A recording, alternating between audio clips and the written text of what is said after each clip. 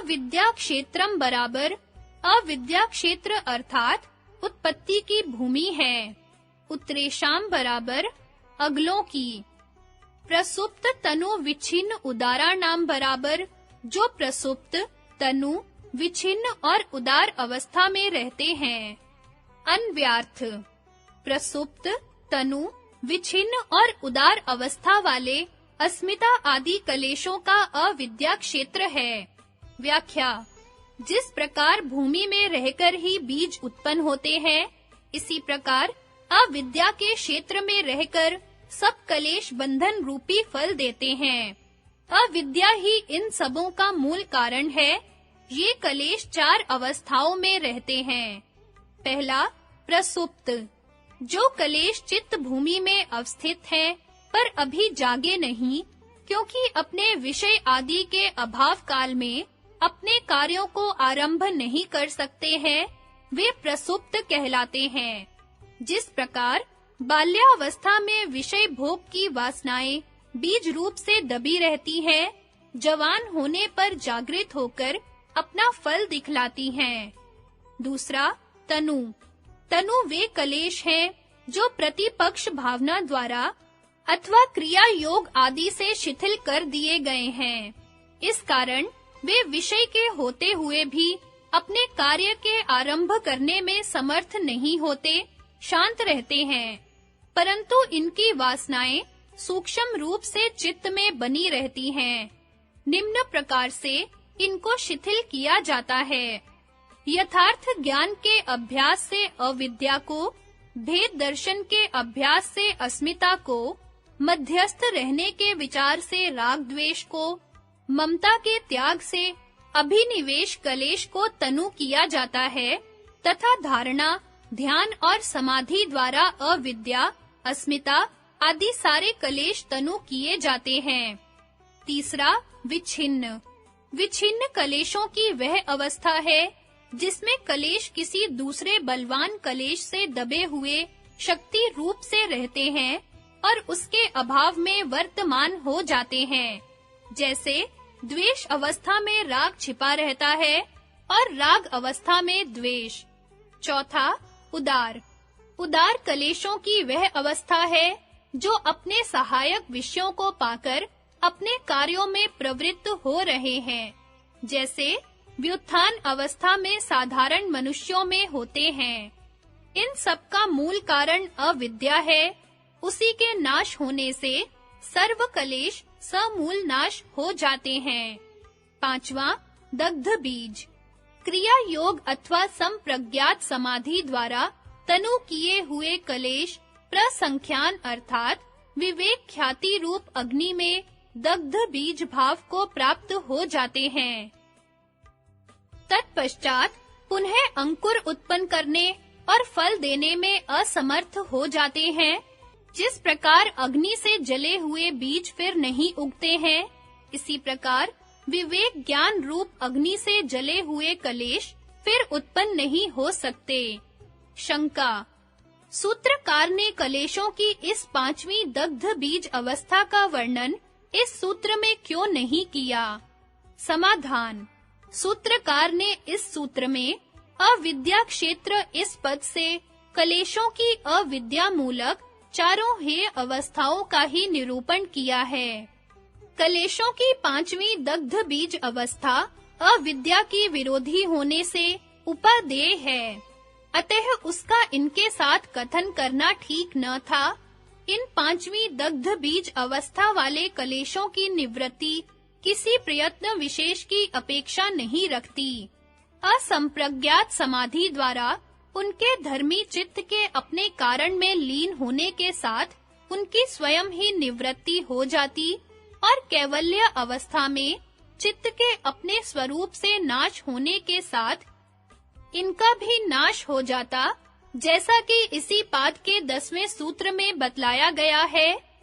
समाधि पाद सूत्र 19 के सदृश इस सूत्र की व्याख्या में भी कई भाष्यकारों ने कलेशों की प्रसुप्त अवस्था के समझाने में प्रसुप्त कलेशों का उदाहरण विदेह और प्रकृति लयों के कलेशों से देकर विदेह और प्रकृति लयों के संबंध में भ्रांतिजनक अर्थ किए हैं। इसका आधार भी वाचस्पति मिश्र की ही व्याख्या है, जिसका इन सब ने अनुकरण किया है।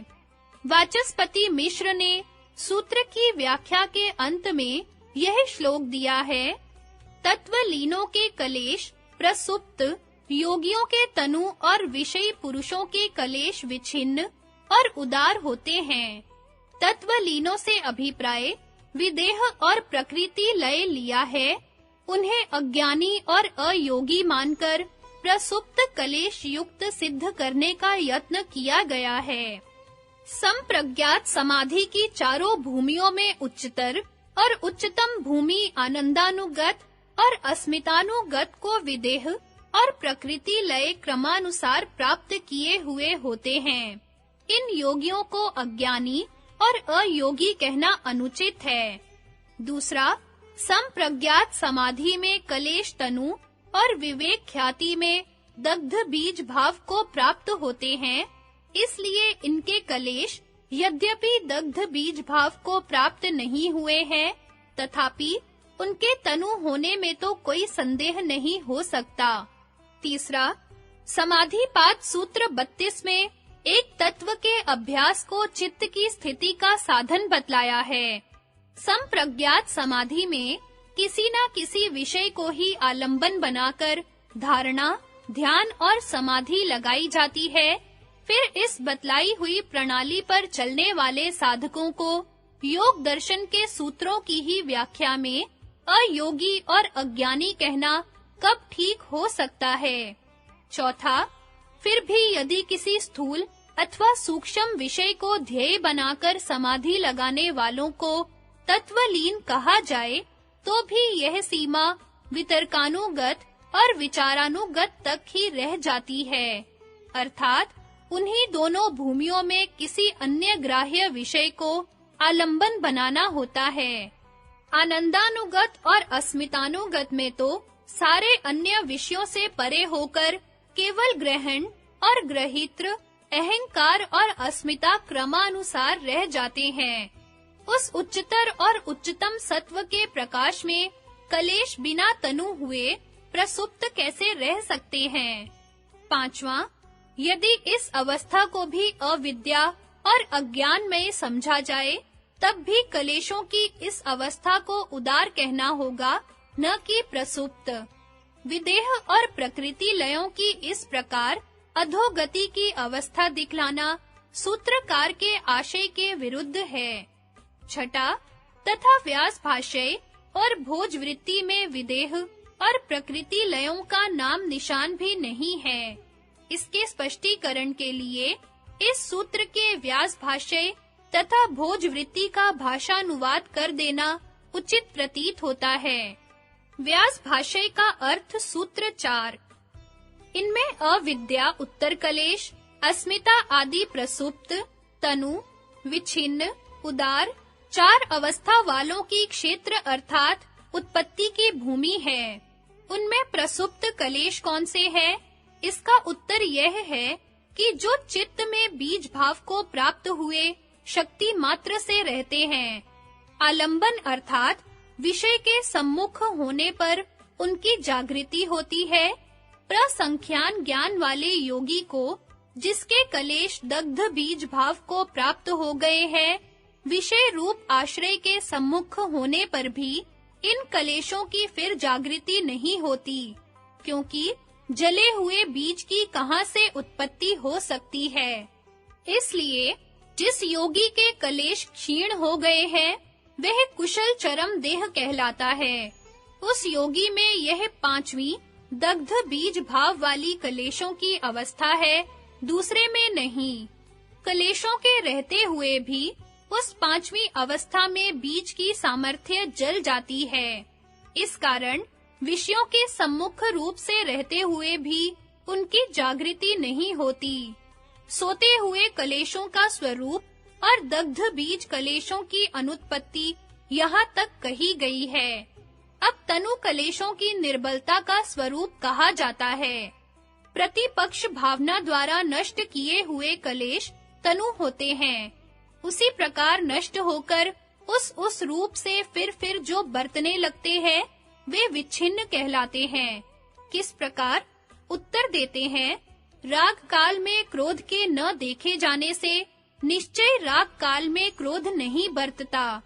राग भी किसी एक पदार्थ में देखे जाते हुए अन्य विषय में नहीं है, यह नहीं देखा जाता है। ऐसा नहीं है कि एक स्त्री में चैत्र नामी पुरुष प्रीतिमान हो और अन्य स्त्रियों में न हो, किंतु उसमें राग वर्तमान है और अन्य में आगे होने वाला है। यह लब्ध वृत्ति ही तब प्रसुप्त तनु और विच्छिन्न होती है। विषय में जो वर्तमान वृत्ति है वह उदार कहलाती है। ये सब कलेश विषयत्व को नहीं छोड़ते। तब वे कौन से कलेश नहीं छोड़ते हैं? उत्तर, प्रसुप्त, तनु, विच्छिन्न, उदार चारों नहीं छोड़ते। यह सत्य ही है।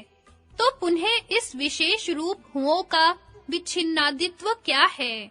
जैसे प्रतिपक्ष भावना करते हुए इनकी निवृत्ति होती है, वैसे ही अपने प्रकाशक संस्कार और विषय के द्वारा प्रकाशित होकर प्रकटता होती है। ये सब कलेश अविद्या के भेद है, क्योंकि सब में अविद्या ही प्रकाशित होती है। जब अविद्या से वस्तु के स्वरूप को धारण किया जाता है, तब कलेश चित्त में सोए हुए अविद्या वृत्ति काल में उपलब्ध हो जाते हैं और अविद्या के नाश होने पर नाश हो जाते हैं।